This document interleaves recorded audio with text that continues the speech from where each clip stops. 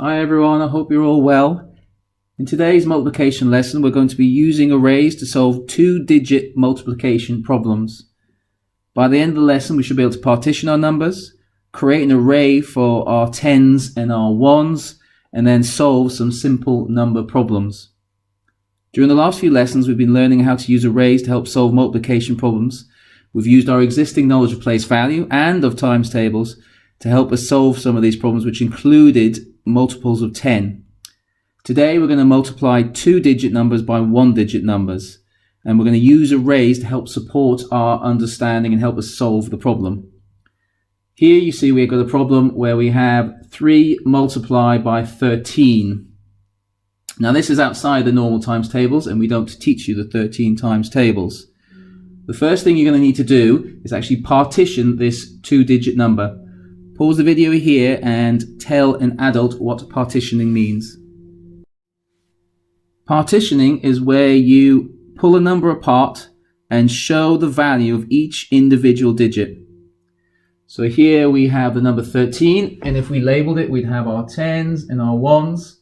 And then if we partitioned it, we would have 10 in the tens columns and 3 in the ones column.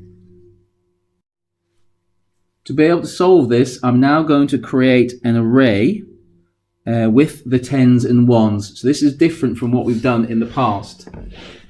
Now obviously I'm going to be doing this freehand, but in your books I'd like it if you used a ruler. We need to give ourselves plenty of space, and the array would look like this. So this would be our tens column, and these will be our ones column for the number 13. And this number, it will go here.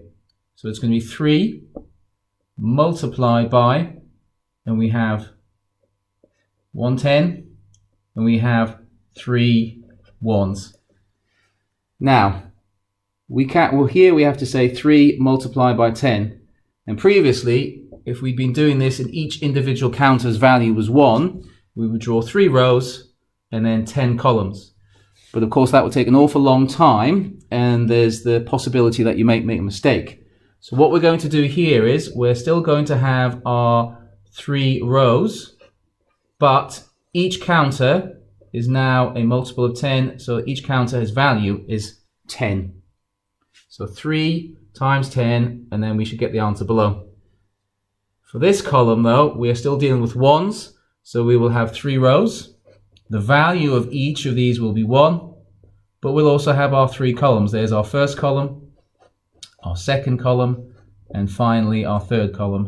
And in each case, the value of each of these counters will be 1.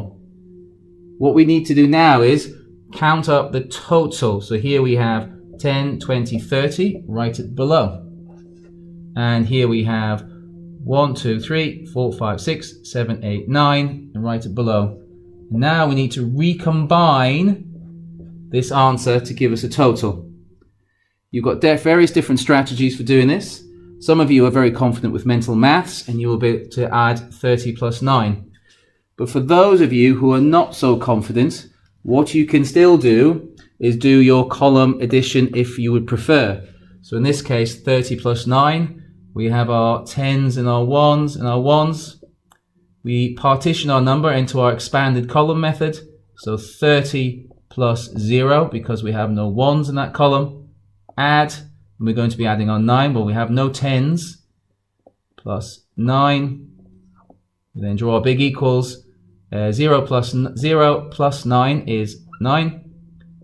Add 30 plus 0, and then we would recombine to give us the answer 39. And if you've done mental maths, you would also have got the same answer here, 39. The reason I'm suggesting that you could still use column addition, the expanded method, is that as you do more complicated problems later on, so for example 99 times 8, you will have much bigger numbers in here, and this might help you as opposed to doing mental maths, which you might find more challenging. So when solving this kind of problem, I just want to remind you of the different steps. The first step is you write out the number sentence. Step number 2 is to partition the number. Step number 3 is to draw your array with your tens and your ones. Step number 4 is to actually complete your array. So take your numbers, your partition numbers, and you create your array. So 3 times 10, 3 times 3. The next step is to actually start to complete the array. So in this case, 3 times 10, and we have 10, 20, 30. The next step is to actually solve each column. So we have 10, 20, 30 plus 9. And then you have a choice of either using mental maths, or if you prefer, column addition, the expanded method in this case, to solve the problem. There are a lot of different steps to completing this, and it's very, very easy to make a small error and get the answer wrong. For this lesson, what I would like you to do is to copy the same strategy that we've just used. So you might want to re-watch the video.